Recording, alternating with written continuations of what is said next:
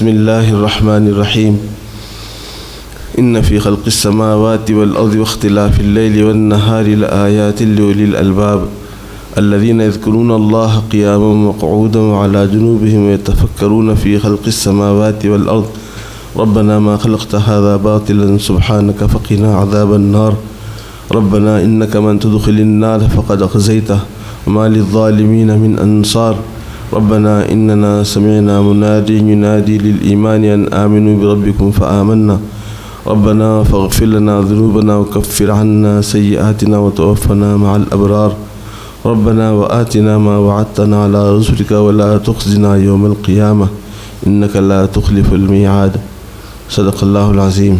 قال النبي صلى الله عليه وسلم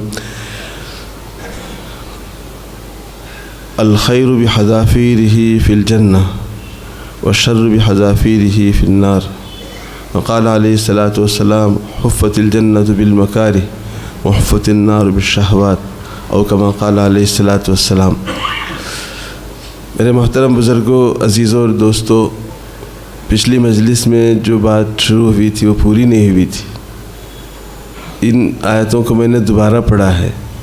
یہ آل عمران کی آیتیں ہیں اور ان کے جو ابتدائی مضامین ہیں میں آپ کے سامنے عرض کر چکا ہوں. آل عمران کا یہ رکوع جس رات نازل ہوا، ہمارے آقا پوری رات روتے رہے، نماز میں کھڑے ہو کے ہچکیاں لے لے کے روتے رہے. اماں جان حضرت عائشہ نے پوچھا کہ حضرت آپ اتنا کیوں روتے ہیں جب کہ آپ کی مغفرت ہو چکی ہے؟ تو فرمایا کہ میں کیوں نہ روں، میرے اوپر یہ رکوع نازل ہوا ہے، یہ آیتیں نازل ہوئی ہیں. تو ان آیتوں میں اللہ نے اپنا نیک بندوں کا ذکر کیا ہے بڑے پیارے انداز میں، اور جو اللہ کا انکار کرنے والے کافر ہیں، اللہ کے محروم بندے، ان کا بھی ذکر کیا ہے. تو آیت اس طرح شروع ہوئی ان فی خلق السماوات والارض، آسمانوں اور زمین کی پیدائش میں، واختلاف اللیل والنہار، دن رات کے آنے جانے میں، لآیات لأولی الالباب، عقل مندوں کے لیے بہت بڑی نشانیاں ہیں. اگر کسی کو اللہ نے فطرت سلیمہ دی ہے، سمجھ بوجھ دی ہے، تو اس نظام پہ غور کر کے بڑی آسانی سے وہ اللہ تک پہنچ سکتا ہے. اللہ نے ہر انسان کو اتنی عقل ضرور دی ہے. انسان عقل مند ہوتا ہے، ہر انسان سمجھدار ہوتا ہے. تو انسان کو اللہ نے اتنی سمجھ دی ہے کہ وہ کائنات پہ غور کرے، اور یہ فطری تقاضا ہے. بچہ جب شعور کو آتا ہے تو وہ خود سوچتا ہے چاند اتنی اوپر کیسے چمکتا ہے، سورج اتنی تیز روشنی کیسے دیتا ہے، یہ بادل کیسے بنتے ہیں، بجلی میں ایسی تیز کڑک کیوں ہے، بجلی سے ڈر کیوں ہوتا ہے، اور بارش کیسے آتی ہے اور کہاں سے آتی ہے. یہ وہ سوالات ہیں جو ہر انسان کی فطرت میں پیدا ہوتے ہیں. زمین سے غلہ کیسے اگ رہا ہے، ہماری ضرورت کے مطابق سب چیزیں ہم کو کیسے مل رہی ہیں، ہم کو کپڑا کیسے مل جاتا ہے، کھانا کیسے مل جاتا ہے، گھر کیسے بن جاتا ہے، ہماری ضرورتیں کیسے پوری ہو جاتی ہیں. یہ دن چھوٹے بڑے کیوں ہوتے ہیں، سورج روزانہ ایک ہی وقت پہ کیوں نکلتا ہے، اور اس کے نکلنے کی جگہ بدلتی کیوں ہے، ڈوبنے کی جگہ بدلتی کیوں ہے، چاند کبھی چھوٹا کبھی بڑا کیوں ہوتا ہے. یہ وہ سوالات ہیں جو ہر فطرت رکھنے والے انسان کو، فطرت سلیمہ رکھنے والے انسان کو جھنجھوڑتے ہیں. وہ اپنے آپ سے پوچھتا ہے کہ اس کے پیچھے کس کی طاقت ہے، اس کے پیچھے کون سی قدرت ہے جو یہ نظام اتنا بہترین چل رہا ہے. بارش کیسے برستی ہے، اگر اتنا سارا پانی ایسے ہی گر جاتا تو لوگوں کا کیا ہوتا. تھوڑے تھوڑے قطرے کتنی آسانی سے پورے علاقے میں پہنچ جاتے ہیں. تو کون ایسی پیاری ترتیب سے بارش برساتا ہے، زمین سے غلہ کون اگاتا ہے. یہ وہ سوالات ہیں جو ہر انسان کے دل میں آتے ہیں، اور اس کا جواب موجود ہے. اس کے اندر سے ایک آواز آتی ہے کہ میرا کوئی پیدا کرنے والا ہے، میرا کوئی چلانے والا ہے، میرا کوئی خالق ہے، میرا کوئی مالک ہے. وہی سوال آدمی کا اصل جواب ہے. اسی مالک تک پہنچنے کے لیے یہ ساری نشانیاں ہیں. تو اللہ تعالیٰ کہتے ہیں کہ عقل مندوں کو ان کھلی نشانیوں میں سب کچھ ہے. یہ جو صاف نظر آنے والی اللہ کی نشانیاں ہیں، اس میں ان کو سب کچھ نظر آتا ہے کہ اس کے پیچھے میرا رب ہے اور وہ ایک ہے. میرا رب ہے جو قادر مطلق ہے، جس کے نظام میں سب کچھ چلتا ہے۔ اس تک پہنچنے میں آدمی کو زیادہ وقت خرچ کرنا نہیں پڑتا۔ اس کا مقابلہ آج کی دنیا یہ کرتی ہے کہ خدا کا انکار کرو، بارش کیوں برسی اس کی کوئی سائنٹیفک وجہ تلاش کرو، زلزلہ کیوں آیا اس کی سائنٹیفک وجہ تلاش کرو، سیلاب کیوں آ گیا اس کی کوئی وجہ تلاش کرو، سورج کیوں اتنا تیز روشنی دیتا ہے اس کی کوئی وجہ تلاش کرو، چاند میں ایسی ٹھنڈی ٹھنڈی روشنی کیسے آتی ہے اس کی کوئی وجہ تلاش کرو، تو ان کو کچھ نہ کچھ وجہ نظر آتی ہے۔ ابھی 100 سال پہلے کی جو سائنس تھی اس کی دھجیاں اڑا دی آج کی سائنس نے، اور 20 سال پہلے کی جو سائنس تھی آج کی سائنس نے ان کی دھجیاں اڑا دی، اور اب جو کچھ ہو رہا ہے وہ 5 سال پہلے کی ساری سائنس کو بالکل الٹ بتا رہا ہے۔ تو سائنس والے بیچارے ایک دوسرے کو جھوٹا بولتے بولتے خود اپنے آپ کو جھوٹا ثابت کرتے آج تک آئے ہیں، اس میں کوئی شک نہیں کہ سب جھوٹے ہیں، ان کے پاس ان کی اپنی کوئی دلیل نہیں ہے۔ قدرت کے ان کارخانوں پہ غور کرنے کا جو سیدھا طریقہ ہے اس کو چھوڑ کر انہوں نے ٹیڑھا راستہ اپنایا، تو اس کا جو انجام ہونا ہے وہ تو ہونا ہی ہے۔ الحمدللہ، ہم اللہ کا شکر ہے ہم عقل مند ہیں، ہم کو اللہ نے یہ پہچان دی ہے۔ ہم اس دنیا کو گزرگاہ سمجھتے ہیں، منزل نہیں سمجھتے۔ چاند، سورج، سیارے، ستارے، کائنات کی ہر چیز کو ہم اللہ کی پیدا کی ہوئی مخلوق مانتے ہیں، باقی سب سوالات کے کسی جواب کی ہمیں کوئی ضرورت نہیں۔ تو عقل مند کون ہے؟ اللہ ان کا تعارف کراتے ہیں۔ الذین یذکرون اللہ قیاما وقعودا وعلی جنوبہم ویتفکرون فی خلق السماوات والارض۔ عقل مند وہ ہیں جن کو ہر وقت اللہ کا جلوہ نظر آتا ہے، جو اللہ کو یاد کرتے ہیں، صبح بھی شام بھی، اٹھتے بیٹھتے بھی لیٹتے بھی، ہر طرف ان کو اللہ کا جلوہ نظر آتا ہے۔ وہ ہر چیز میں قدرت کی نشانیاں صاف صاف دیکھتے ہیں، ہر چیز کے اندر قدرت کے مناظر ان کو نظر آتے ہیں، تو اللہ کا ذکر کرتے ہیں، اللہ کو یاد کرتے ہیں، اٹھتے اٹھتے بھی، بیٹھتے بیٹھتے بھی، لیٹتے لیٹتے بھی۔ ہمارے آقا صلی اللہ علیہ وسلم کا تذکرہ کرتے ہوئے اما جان حضرت عائشہ فرماتی ہیں، کان رسول اللہ صلی اللہ علیہ وسلم یذکر اللہ فی کل احیانہ، اللہ کے رسول ہر وقت اللہ کا نام لیتے تھے، ہر وقت اللہ کا نام لیتے تھے، اٹھتے بیٹھتے چلتے پھرتے۔ بالکل وہی نقشہ صحابہ کے درمیان بھی تھا، بالکل وہی نقشہ آپ کے ازواج مطہرات کا اور عورتوں کا بھی تھا۔ مسلمان بیویاں، صحابہ اور صحابیات سب ایک ہی رنگ میں رنگے ہوئے تھے۔ ان کی صبح، ان کی شام، ان کی دن، ان کی رات، ان کا چلنا پھرنا، ان کا اٹھنا بیٹھنا، ان کا ہر کام کرنا اللہ کی یاد سے منور رہتا تھا۔ وہ ہر وقت اللہ کا نام کثرت سے لیتے تھے۔ تو یذکرون اللہ قیاما وقعودا، وہ اللہ کا ذکر کرتے ہیں کھڑے کھڑے بھی، بیٹھے بیٹھے بھی، اور لیٹے لیٹے بھی، اور کہتے ہیں وَتَفَكَّرُونَ فِي خَلْقِ السَّمَاوَاتِ وَالْأَرْضِ، آسمان و زمین کی مخلوقات میں غور کرتے ہیں۔ جی، چھوٹی سی مچھلی کو تیرنا کس نے سکھایا ہے؟ اتنی بڑی ویل کس نے پیدا کی ہے؟ وہ کیسے اپنی روزی سمندر میں تلاش کر لیتی ہے؟ کتنے بڑے بڑے درندے اللہ نے پیدا کیے ہیں، بڑے بڑے جانوروں کی روزی کون پہنچاتا ہے؟ چیونٹیوں کے بل میں لاکھوں ہزاروں چونٹیاں کیسے اپنی روزی پا لیتی ہیں؟ بے شمار مخلوقات ہیں جن کو اللہ پیدا کرتے ہیں اور وہ اپنی روزی حاصل کرتے ہیں، اپنے سارے کام پورے کرتے ہیں۔ تو نشانیاں چاروں طرف پھیلی ہوئی ہیں، آدمی ہر وقت اس کا ذکر کرتا ہے، اللہ کو یاد کرتا ہے۔ یتفکرون فی خلق السماوات والارض، آسمان و زمین کی جتنی مخلوقات ہیں ان پر بندہ غور کرتا ہے۔ جس بندے کو اللہ فطرت سلیمہ دیتا ہے، عقل دیتا ہے، عقل سلیم دیتا ہے، وہ پہچانتا ہے کہ اس کے پیچھے ایک خدا کی، ایک مالک کی، ایک خالق کی قدرت کار فرما ہے، اور بے اختیار اس کی زبان سے نکلتا ہے ربنا ما خلقت ھذا باطلا، پروردگار آپ نے یہ سارا کارخانہ بلا وجہ پیدا نہیں کیا، بیکار پیدا نہیں کیا۔ ایک پلاسٹک کا گلاس یوز اینڈ تھرو آدمی نے بلا وجہ پیدا نہیں کیا، اس کے پیچھے ایک مقصد ہے نا۔ ایک میٹھا کھانے کا چھوٹا سا کٹورا پلاسٹک کا بنا ہوا، وہ بھی بے مقصد پیدا نہیں ہوا، اس کی بناوٹ اور اس کا جو اندازے ایک خاص مقصد کے لیے ہے۔ تو یہ کاغذ کا گلاس، ایک پلاسٹک کا گلاس بے مقصد نہیں ہے، تو اتنی بڑی کائنات بے مقصد ہے؟ اللہ نے ان کو خامخواہ پیدا کر دیا ہے، اس کے پیچھے کوئی مقصد ہی نہیں ہے۔ جی سورج نکلنا اور ڈوبنا، چاند نکلنا اور ڈوبنا، دن رات کا بدلنا آنا جانا، کائنات میں سارا نظام چلنا، مختلف موسموں کا آنا جانا، یہ بلا وجہ ہے۔ بے شمار انسان پیدا ہو رہے اور مر رہے ہیں، بلا وجہ ہے۔ دنیا بس رہی ہے اور لٹ رہی ہے، لوگ آ بھی رہے ہیں اور جا بھی رہے ہیں، کروڑوں کے انسان آئے، کروڑوں کے ساتھ چلے گئے، اس کے پیچھے کوئی مقصد ہی نہیں ہے۔ ایسا کیسے ہو سکتا ہے؟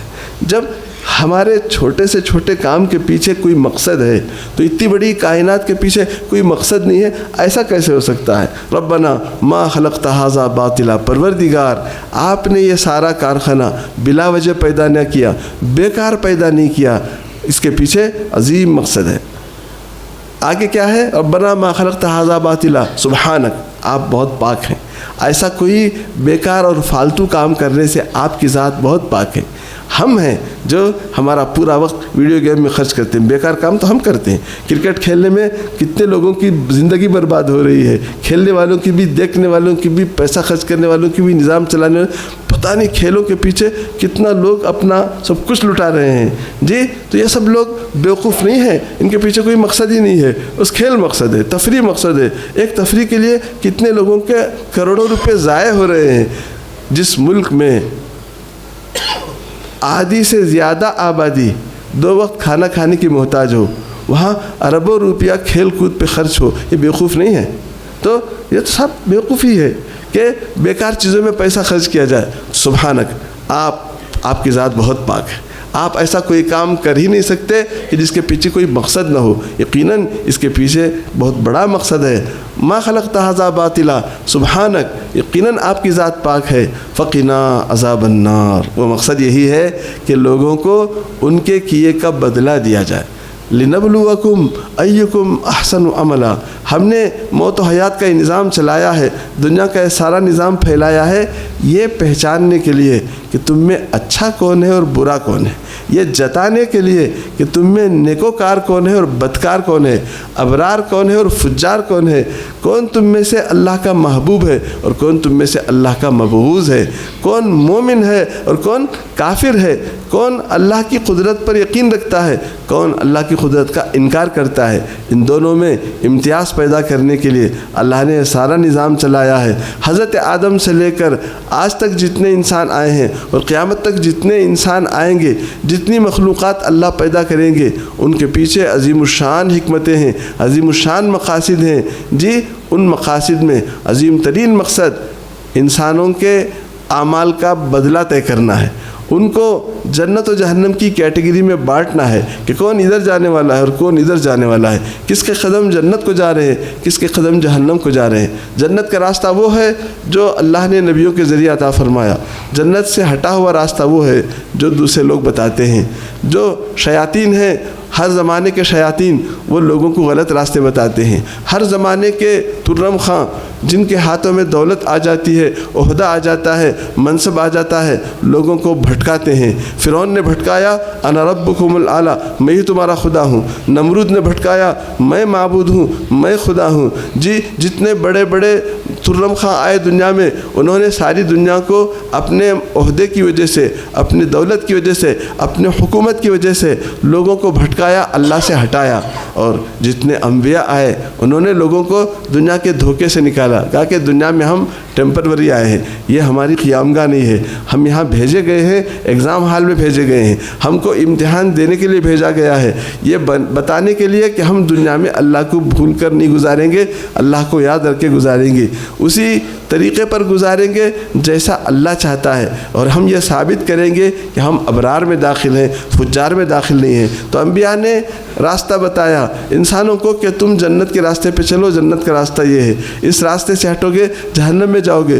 حضرت آدم نے بھی بتایا، حضرت نوح نے بھی بتایا، حضرت شیش نے بھی بتایا، حضرت نوح نے بھی بتایا، حضرت ابراہیم نے بھی بتایا، حضرت یعقوب نے بھی بتایا، جتنے انبیاء سب نے بتایا، ہمارے نبی نے بھی بتایا صلی اللہ علیہ وسلم۔ ہمارے نبی نے بتایا کہ میں جو راستہ لے کے آیا ہوں وہ سیدھا سیدھا راستہ ہے، یہ جنت میں جانے کا راستہ ہے۔ جس کو جنت میں جانے کی خواہش ہو اس کو میرے راستے پہ چلے بغیر کوئی چارے کار نہیں۔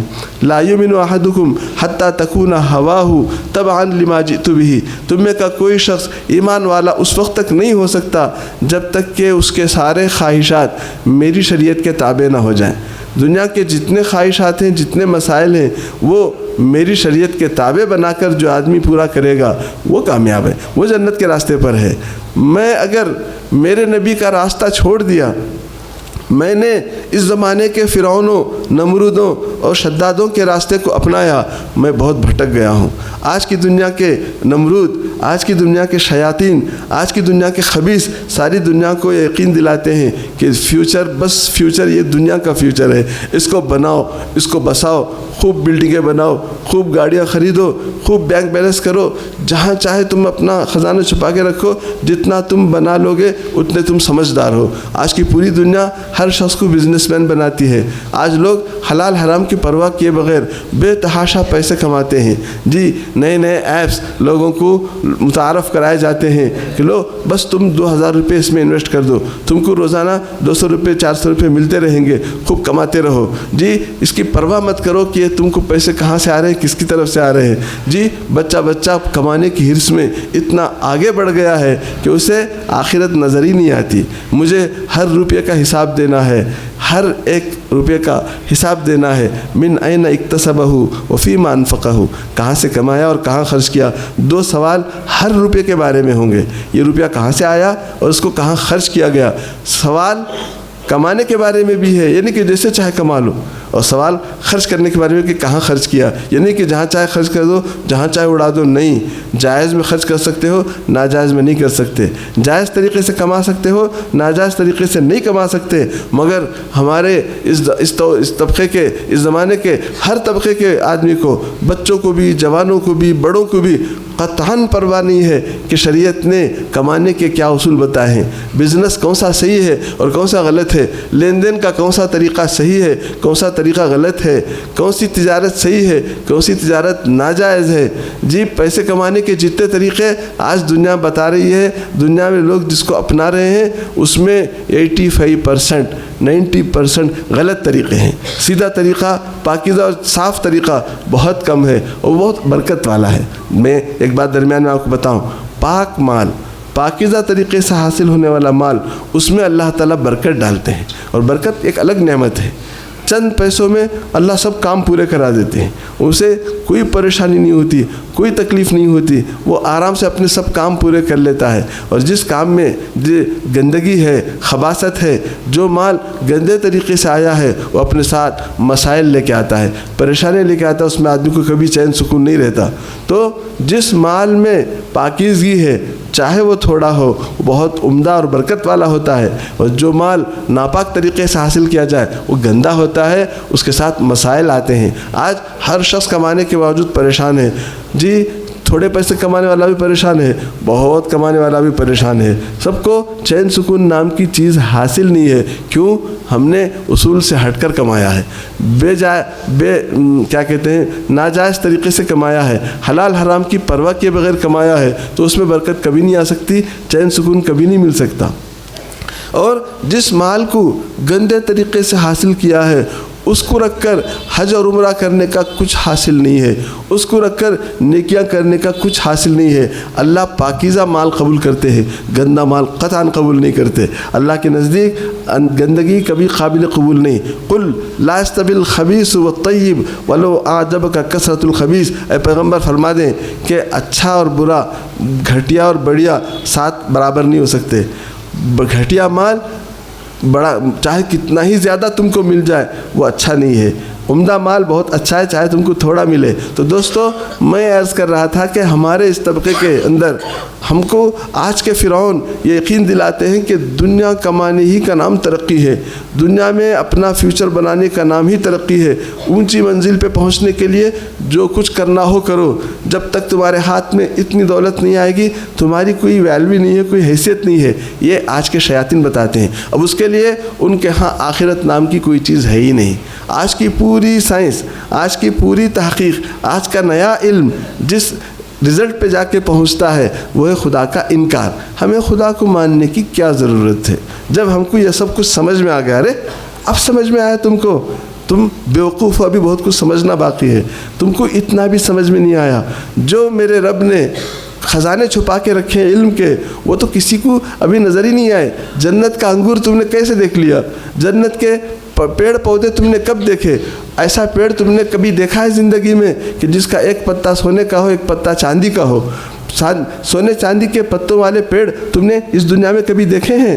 آپ کے ہاں تو وہ بے جان مادہ ہے، سونا چاندی میں کوئی جان نہیں ہے، لیکن آخرت میں اللہ ایسے پیڑ پیدا کر رہے ہیں، اور ہے ابھی موجود ہے، جنت ابھی موجود ہے، یعنی کہ بعد میں پیدا کی جائے گی۔ حضرت آدم کو اللہ نے پہلے جنت ہی میں بسایا تھا، بعد میں دنیا میں آئے تھے، دنیا بعد میں بسائی گئی۔ پہلے حضرت آدم کو اللہ نے جنت پہ ٹھہرایا، جنت بھی بن چکی ہے اور جہنم بھی بن چکی ہے۔ جنت اپنی ساری نعمتوں کے ساتھ ابھی اور اسی وقت موجود ہے، اور جہنم اپنی ساری مصیبتوں کے ساتھ ابھی اور اسی وقت موجود ہے۔ کیا تم نے جہنم کے بچھو کے بارے میں سوچا ہے کتنا بڑا ہے؟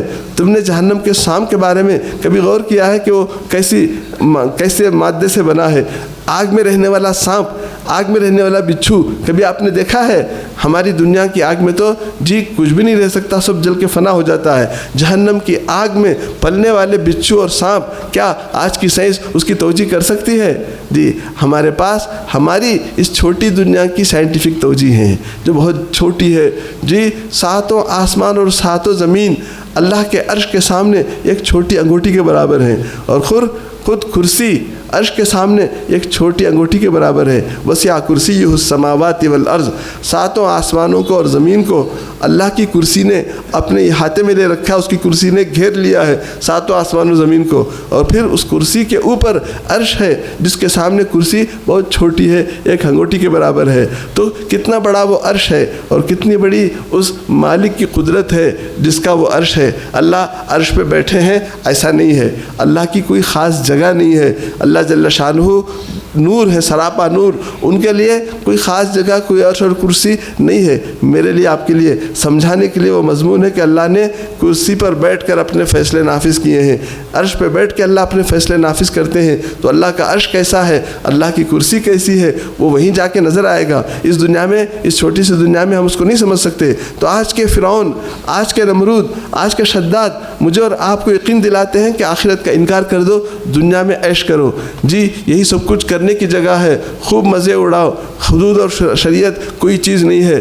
بچے کو بھی، بڑے کو بھی، جوان کو بھی، اور ماں کو بھی، بہن کو بھی، مردوں کو بھی، عورتوں کو بھی اپنی خواہش کی زندگی گزارنے کا پورا حق ہے۔ انسان آزاد پیدا ہوا ہے، ہم آزاد ہیں، ہم کسی کے غلام نہیں ہیں۔ یہ گدھے دراصل یہ بولنا چاہتے ہیں کہ ہم شریعت کے پابند نہیں رہ سکتے، ہم بیچ بازار میں کپڑے اتار دیں تو ہمارا فیشن ہے، ہم کو کون روکنے والا ہے؟ کپڑے اتارنا فیشن ہے، ننگے ہونا فیشن ہے۔ آج کا بیوقوف انسان اس کو اپنی آزادی سمجھتا ہے، جبکہ انسانی فطرت کچھ اور چاہتی ہے۔ عورت کی فطرت میں اللہ نے فطرت میں حیا رکھی ہے، ہر عورت حیا والی ہوتی ہے، اس کے جسم کو چھپانے کا اس میں اللہ نے خود جذبہ بچپن سے رکھا ہوتا ہے۔ اور مرد کی فطرت میں قوت ہوتی ہے، اس کے اندر بہت سارے وہ صفاتیں جو عورت میں نہیں ہوتی۔ تو کاموں کو اللہ نے تقسیم کیا ہے۔ آج کی دنیا دھوکہ دیتی ہے، مرد عورت دونوں برابر ہیں، دونوں کو ساتھ چلنا چاہیے، نہیں لیڈیز فرسٹ، عورتوں کو آگے بڑھا کے ان کی دم پکڑ کے پیچھے چلنا چاہیے۔ انتہائی بیوقوف زمانہ۔ تو مرد عورت کے ترتیب اللہ نے الگ بنائی، جو اس فطرت سے کھیلتا ہے اس کو ٹھوکر لگتی ہے، منہ کی کھاتا ہے۔ میرے رب کے قانون سے جو بھی بغاوت کرتا ہے اس کو منہ کی کھانی پڑتی ہے، اور دیکھتے دیکھتے جب موت کی منزل آتی ہے تب آنکھیں کھلتی ہیں، آدمی گھبراتا ہے کہ اوہو آ گئے اس منزل پہ جس سے ہم گھبراتے تھے۔ فرشتے پوچھتے ہیں وجاءت سکرۃ الموت، آ گئے، موت کا نشہ آ گیا، موت کی بے ہوشی طاری ہو گئی۔ لقد كنت في غفلة من هذا، اس سے تم بہت غفلت میں پڑے ہوئے تھے اور تم تو اس کا انکار کرتے تھے۔ اب تو تم کو صاف نظر آ رہا ہے نا کہ جنت برحق ہے، جہنم برحق ہے، فرشتے آ رہے ہیں، پکڑ کے لے جا رہے ہیں۔ یہ چیز آج تم کو نظر آ رہی ہے، کاش تم کو بڑا پہلے نظر آ جاتی۔ تو میرے دوستو، ہم الحمدللہ عقل مند ہیں، اور ساری دنیا جو آخرت کا انکار کرتی ہے بیوقوف ہے۔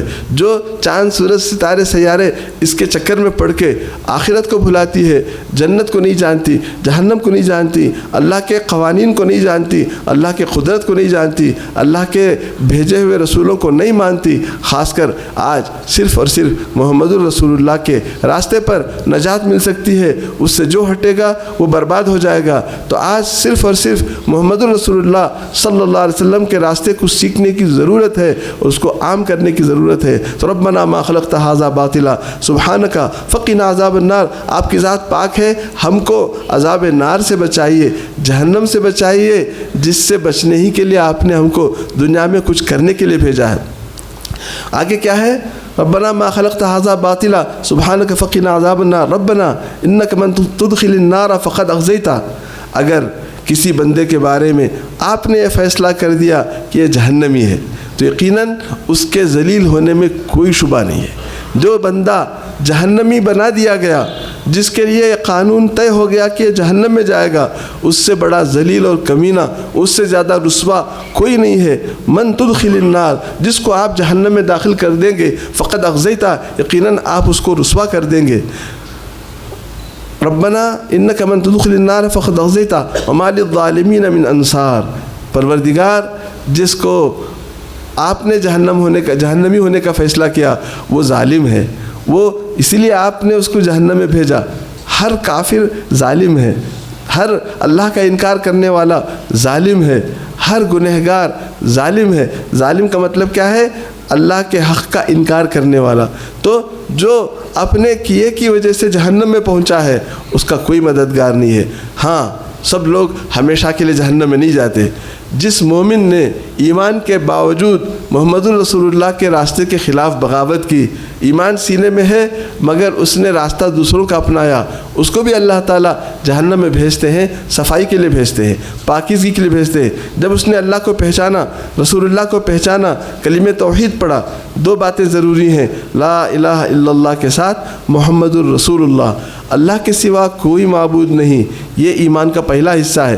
محمد الرسول اللہ، محمد صلی اللہ علیہ وسلم اللہ کے رسول ہیں، یہ ایمان کا دوسرا حصہ ہے، اس کا تذکرہ آخری آیت میں ہے۔ ربنا انک من تدخل النار فقد اخزیتہ ما للظالمین من انصار کے بعد ہے ربنا اننا سمعنا منادیا ینادی للایمان ان آمنوا بربکم فآمنا۔ اے اللہ، ہم نے ایک پکارنے والے کی پکار سنی جو لوگوں کو ایمان کی طرف بلاتا تھا، وہ محمد رسول اللہ ہیں۔ ہم نے ان کی پکار سنی اور ہم ایمان لے آئے۔ جب ہم ایمان لے آئے تو اب ہمیں ایمان بھی مل گیا، توحید بھی مل گئی، رسالت بھی مل گئی، آپ کی وحدانیت کا یقین بھی مل گیا اور آپ کے لاڈیلے رسول کا راستہ بھی مل گیا۔ تب ہم کو وہ سب دیجئے جس کا آپ نے وعدہ کیا۔ ربنا وآتنا ما وعدتنا علی رسلک ولا تخزنا یوم القیامہ۔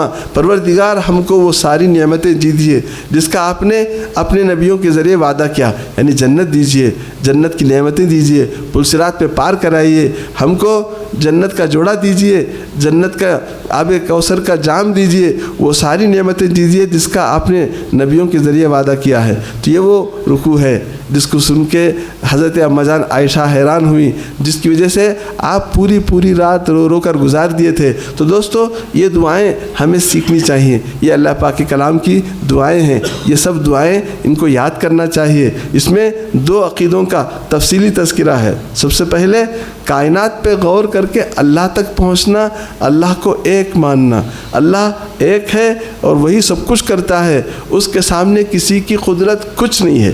اور پھر حضرت محمد مصطفیٰ صلی اللہ علیہ وسلم کی پاکیزہ شریعت کو اپنانا، یہ ماننا کہ میں نے ایک اللہ کے نبی کو پہچانا ہے جو اللہ کی طرف بلاتا ہے، میں نے ان کا راستہ اپنایا ہے، میری مغفرت فرما۔ تو اللہ مغفرت فرماتے ہیں اسی بنیاد پر کہ جب اس کے پاس ایمان بھی ہو، رسول اللہ کی اطاعت بھی ہو، اللہ کی وحدانیت کا یقین بھی ہو، حضرت محمد مصطفیٰ صلی اللہ علیہ وسلم کی پاکیزہ راستے کا علم بھی ہو، اس کے مطابق اپنی زندگی گزارنے کی محنت بھی ہو۔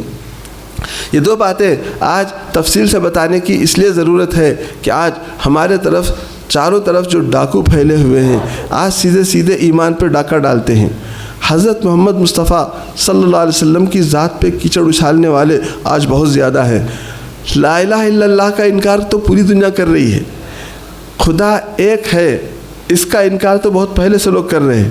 جی، عرب کے لوگوں نے اس کا مذاق اڑایا، اجعل الآلہۃ الہا واحدا ان ھذا لشیء عجاب، ارے یہ محمد تو کہتے ہیں کہ ایک ہی خدا ہے، کیسے؟ بہت عجیب بات ہے، ہمارے اتنے سارے خدا مل کے ہمارے کام پورے نہیں کر رہے ہیں، محمد کیسے کہتے ہیں کہ ایک خدا ہے؟ تو بڑا عجیب بات ہے۔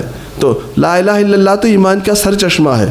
سب سے پہلے دل سے اس بات کا یقین آ جانا کہ سب کچھ کرنے والا میرا رب ہے، میرے رب کی قدرت کے بغیر دنیا کا پتہ بھی حرکت نہیں کر سکتا، کائنات کی ہر چیز کے اندر، خود میری ذات کے اندر، میرے گرد و پیش کے اندر، میرے تمام امور کے اندر، پوری دنیا کے ہر شخص کے، ہر انسان کے، بلکہ ہر مخلوق کے سب مسائل کے اندر میرے رب کی قدرت کار فرما ہے۔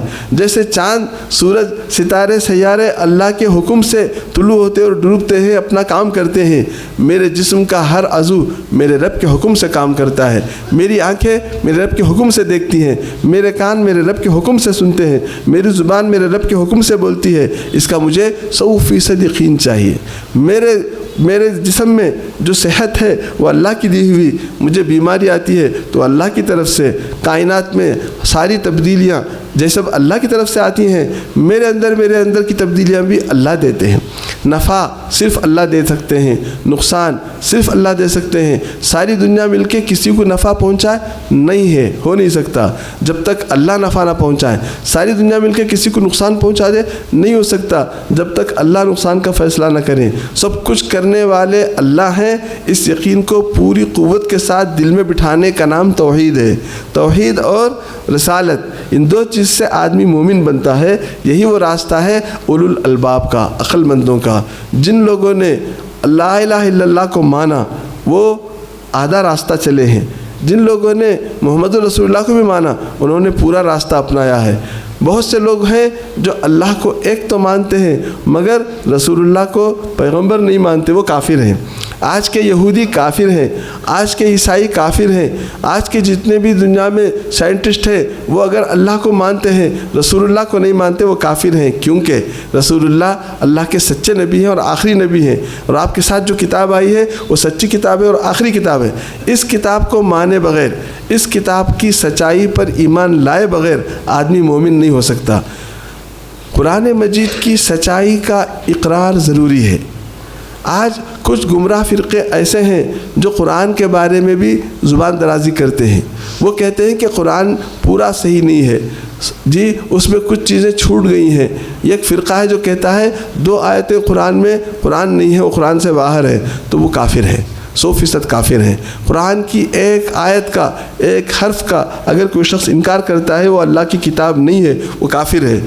سورہ فاتحہ سے لے کر والناس تک 114 صورتیں اللہ نے اتاری ہیں، یہ سب کے سب اللہ کی کتاب ہیں۔ ان میں سے ایک حرف کا بھی، ایک آیت کا بھی، ایک صورت کا بھی کوئی شخص انکار کرتا ہے وہ کافر ہو جائے گا۔ اور حضرت محمد مصطفیٰ صلی اللہ علیہ وسلم کی لائی ہوئی شریعت پر ایمان لانا فرض ہے کہ میرے آقا نے جو شریعت پیش کی ہے وہ سچی ہے، اس کو سچ ماننا ضروری ہے۔ آپ کی لائی ہوئی شریعت کے کسی حکم کا انکار کفر ہے۔ ایک شریعت کے ضروری مسئلے کا اگر کوئی شخص انکار کرتا ہے وہ کافر ہو جائے گا۔ میں آپ کو یہ بتانا چاہ رہا تھا کہ ہمارے نوجوانوں میں دین کی بنیادی تعلیم نہ ہونے کی وجہ سے، خصوصاً جو آفٹر 18 اور انڈر 35 ہیں، نوجوان بچے جو اسکولوں میں ہیں، کالجوں میں ہیں، جابس میں ہیں، ان کے اوپر سب سے زیادہ دشمنوں کی الغار ہے۔ جتنے ڈاکو ہیں سب انہی پہ ہاتھ ڈالتے ہیں۔ سب سے زیادہ آج لوگوں کو دھوکہ دیا جاتا ہے ہمارے آقا کے بارے میں، محمد الرسول اللہ صلی اللہ علیہ وسلم کی شریعت کے بارے میں۔ آپ کی شریعت کے بارے میں لوگ الٹی سیدھی باتیں لوگوں کو سمجھاتے ہیں اور نئی شریعت پیش کرتے ہیں۔ یہ ایک فرقہ ہے غلام احمد قادیانی کو ماننے والا، یہ ان کا جو جڑ ہے وہ لندن میں ہے اور پوری دنیا میں یہ لوگ کام کرتے ہیں، ہر علاقے میں یہ لوگ پھیلے ہوئے ہیں۔ ان کا کہنا ہے کہ محمد الرسول اللہ کی شریعت ختم ہو گئی، اب غلام احمد قادیانی کی شریعت چلے گی۔ انا للہ و انا الیہ راجعون۔ میرے آقا کی شریعت قیامت تک کے لیے ہے۔ آپ نے فرمایا لا نبی بعدی، میرے بعد کوئی نبی آنے والا نہیں ہے۔ آپ نے فرمایا کہ لو کان موسیٰ و عیسیٰ حیین لما وسعہما الا اتباعی، اس وقت اگر موسیٰ بھی زندہ ہو کے آ جائیں، عیسیٰ بھی زندہ ہو کے آ جائیں، جبکہ دونوں اپنے اپنے زمانے کے نبی ہیں، دونوں زندہ ہو کے آ جائیں، ان کو بھی میرا راستہ چلے بغیر جنت نہیں مل سکتی، ان کو بھی میرے ہی راستے پہ چلنا پڑے گا۔ جب حضرت موسیٰ اور عیسیٰ آ کر بھی رسول اللہ کا اتباع کریں گے، قیامت کے قریب حضرت عیسیٰ تشریف لائیں گے۔ یہ احادیث میں بشارت ہے کہ حضرت عیسیٰ ہمارے درمیان آئیں گے اور آ کے امت کی باغ ڈور سنبھالیں گے، اور ان کے زمانے میں پوری دنیا سے کفر کا خاتمہ ہو جائے گا، پورے عالم میں صرف اور صرف اسلام رہے گا، باقی سارے دین مٹ جائیں گے۔ ایسا دور بہت جلد آئے گا، قیامت کے قریب آئے گا۔ کب آئے گا اللہ کی سوا کوئی نہیں جانتا، لیکن اس کی نشانیاں ہیں، کافی نشانیاں اس میں پیش آ چکی ہیں۔ لیکن جب حضرت عیسیٰ آئیں گے تو محمد الرسول اللہ کی شریعت پہ چلیں گے، قرآن پر چلیں گے، حدیث پر چلیں گے، ان کی اپنی شریعت نہیں، حضرت عیسیٰ کی شریعت پہ نہیں چلیں گے۔ وہ انجیل منسوخ ہو گئی، وہ صرف قرآن پہ چلیں گے۔ تو ہمارے آقا کے بعد قیامت تک کوئی نبی آنے والا نہیں ہے، یہ ہمارے ایمان کا حصہ ہے۔ اگر کوئی شخص یہ کہتا ہے کہ میں بھی نبی ہوں، وہ کافر ہے۔ اگر کوئی شخص کہتا ہے میں رسول اللہ کا تابع نبی ہوں، وہ بھی کافر ہے۔ آپ کے بعد کسی نبی کی ضرورت نہیں، آپ کی کتاب قیامت تک باقی رہے گی، آپ کی شریعت قیامت تک باقی رہے گی۔ اللہ نے یہ اعلان کر دیا ہے کہ قیامت تک پوری امت دین پر قائم رہے گی۔ ایسا نہیں ہو سکتا کہ پوری کی پوری امت گمراہ ہو جائے۔ تو قیامت تک آپ کی لائی ہوئی پاکیزہ کتاب زندہ رہے گی انشاءاللہ، آپ کی لائی ہوئی شریعت زندہ رہے گی۔ اگر کوئی گدھا یہ کہتا ہے کہ نہیں آپ کی شریعت ختم ہو گئی، میں نیا نبی ہوں، میرے پاس کچھ اور چیزیں دی گئی ہیں، میں لے کے آیا ہوں، کافر ہے۔ تو غلام احمد قادیانی کافر ہے، اس کو ماننے والے کافر ہیں۔ ایک اور گدھا شروع ہوا ہے آج کل اورنگ آباد میں، آج کل کیا زیادہ عرصہ نہیں ہوا، 10 سال کا ہے۔ اس نے یہ دعویٰ کیا کہ میں حضرت مہدی ہوں، پہلے دعویٰ کیا میں مہدی ہوں، بعد میں دعویٰ کیا کہ میں ہی عیسیٰ ہوں۔ وہ اپنے آپ کو عیسیٰ کہتا ہے، انا للہ۔ وہ کیسے عیسیٰ ہو جائے گا؟ حضرت عیسیٰ تو پیدا ہو چکے، آسمانوں میں ہیں، چوتھے آسمان پر ہے۔ حضرت عیسیٰ آسمانوں پر زندہ ہیں، یہ ہمارا عقیدہ ہے۔ قیامت کے قریب تشریف لائیں گے، یہ ہمارا عقیدہ ہے۔ جامع دمشق میں فجر کی نماز میں تشریف لائیں گے، اللہ کے رسول نے پوری تفصیل بتا رکھی ہے۔ اور حضرت مہدی اس وقت امت کی قیادت کریں گے، وہ جہاد کے امام بن کر لوگوں کی قیادت کریں گے۔ حضرت مہدی کو لوگ پہچانیں گے، ان کے ہاتھ پہ بیعت کریں گے۔ یہ ساری تفصیل رسول اللہ نے بتائی ہے۔ وہ کہتا ہے میں ہی مہدی ہوں اور میں ہی عیسیٰ بھی ہوں۔ وہی مہدی کیسے ہو جائے گا؟ وہی عیسیٰ کیسے ہو جائے گا؟ وہ اپنے آپ کو عیسیٰ کہتا ہے، اور آج کل کسی پولیس کیس میں پکڑا گیا ہے، بھاگ رہا ہے، چھپ رہا ہے، وہ دعویٰ کرتا ہے۔ اور آپ کو یقین نہ آئے، میری بات سنیں، کان کھول کر سنیں، ہمارے نوجوان بچے جن کو آپ نے، ہم بڑوں نے قرآن سے محروم رکھا، جن کو ہم نے اپنے ہاتھوں سے اٹھا کے دنیا کی آگ میں جھونکا، دنیا کے پاخانے میں جھونکا، قرآن سکھائے بغیر، دین سکھائے بغیر، مکتب بھیجے بغیر، کلمہ سکھائے بغیر ہم نے جن بچوں کو اسکولوں اور کانوینٹوں کے حوالے کیا، وہ بچے، جوان بچے اس شکیل بن حنیف کو مانتے ہیں، اس کو مہدی بھی مانتے ہیں، اس کو عیسیٰ بھی مانتے ہیں، اور سیدھے ایک نئی شریعت کو مانتے ہیں۔ کافر ہیں وہ۔ ایسے ہی اور 4-5 لٹیرے ہیں، ڈاکو ہیں، جو نیٹ پہ بیٹھے ہوئے لوگوں کو شکار کرتے ہیں۔ ایک گدھا ہے پاکستان کا، یونس گوہر شاہی نام کا، یوٹیوب پہ لوگوں کو ذکر کی تلقین کرتا ہے۔ لوگ ذکر کے بہانے اس کا یوٹیوب دیکھتے ہیں اور اس کے ہتھے چڑھ جاتے ہیں۔ بہت سارے لوگ اس گدھے کو مانتے ہیں، جو کافر ہے، وہ بھی کافر ہے، اس کے ماننے والے کافر ہیں۔ ہمارے نبی کی پاکیزہ شریعت کے بعد اب کسی نئی شریعت کی کوئی گنجائش قطعاً نہیں ہے، قیامت تک نہیں ہے۔ جو شخص اس کو مانتا ہے وہ کافر ہے۔ جتنے نئے لوگ نئی باتیں کرتے ہیں سب کافر ہیں۔ ہمیں صرف اور صرف محمد الرسول اللہ کی بات ماننی ہے۔ قرآن مجید اور سنت رسول، یہ 2 ہدایت کے سر چشمے ہیں جو قیامت تک باقی رہیں گے۔